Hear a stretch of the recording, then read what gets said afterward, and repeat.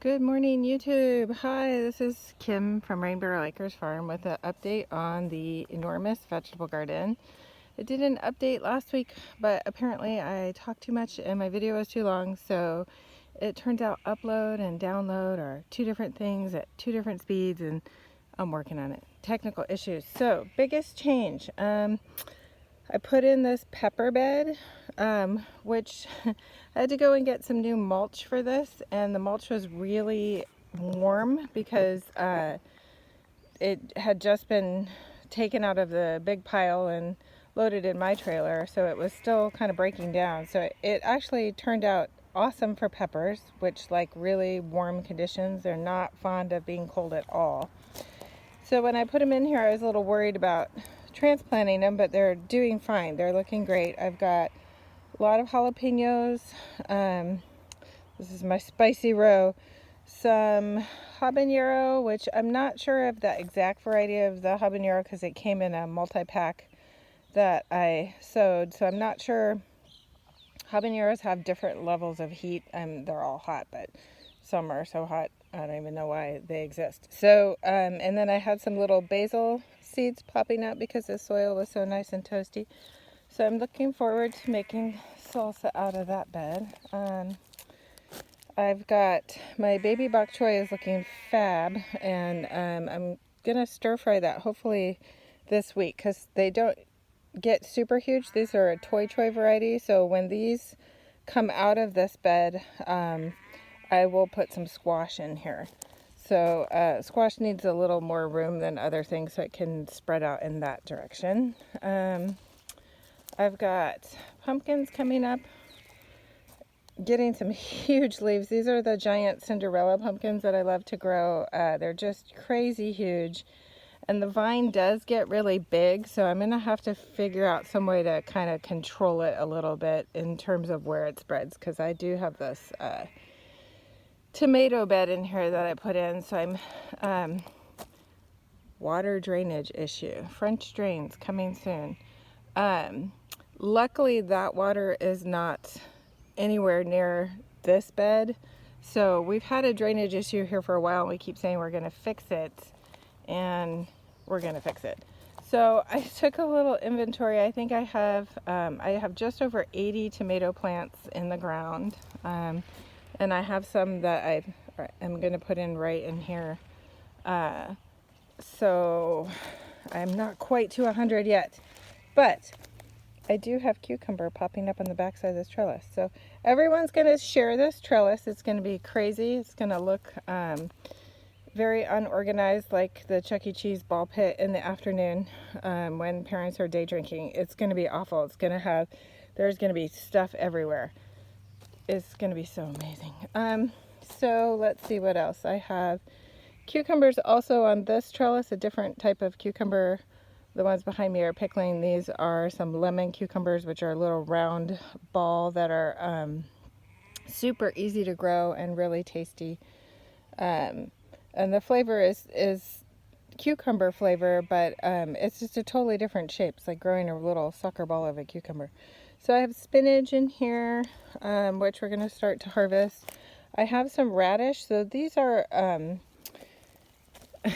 regular round radish, but they're not doing great. I got to be honest. I'm not getting a big round radish ball like you would think. I'm getting these crazy little spear type things, so not sure what's going on there. And that's not French breakfast. This is a different type of radish. I do have my French breakfast radish has been doing awesome. So beets in here, some more spinach, more cucumber. Put these pots in here. I've got some basil and some zinnia. I always try to do some construction. I always try to do flowers in the vegetable garden because not everything is self-pollinated. Luckily, tomatoes have the male and female parts on their plant, so they don't really require pollination per se.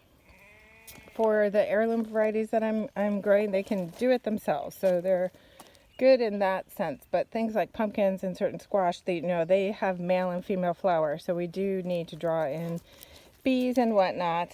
Say hi, Wilson. He's just retrieved me something. He's gonna whack me with that later. Anyways, so flowers in the garden, important.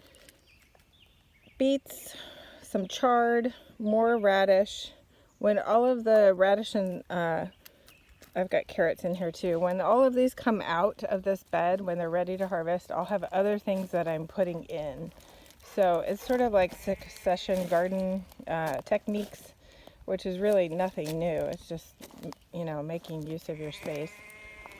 I've got first year growing artichokes, so I'm super excited about that. It's finally got some true leaves on it, so I'm excited to see that get big and huge and really like a crazy sculptural plant. And I've got some flower seeds around it too. Here's my other row of my first row of tomatoes that I put in, which are looking fab.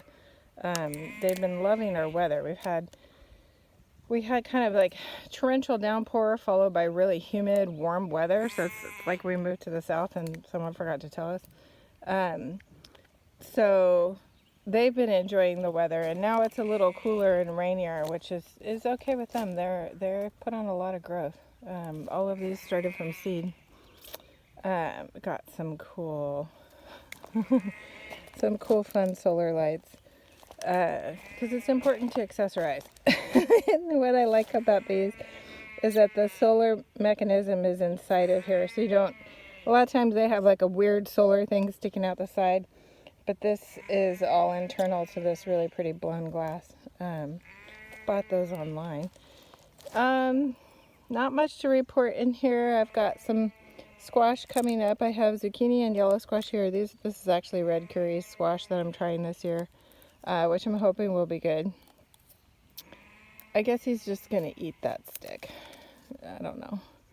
Sunflowers in here. I've got bush beans growing in here and a couple more artichokes.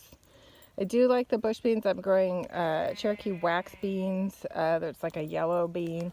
And I like them because they're space efficient. You get a lot of beans per plant. And the flavor is really good, especially if you saute them in bacon grease. And over there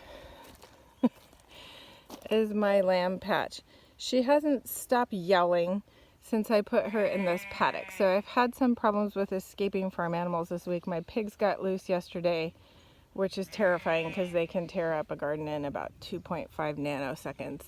And then one of my goats got out.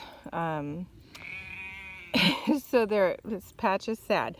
They're all in they're having their own quarantine here in this paddock because they can't get out, so they're cranky. So anyway, that's really all I have for updates. I've got beans popping up here to cover this. Looking forward to those. Onions looking great. Potatoes getting big. Hope you all are having a great day. Bye.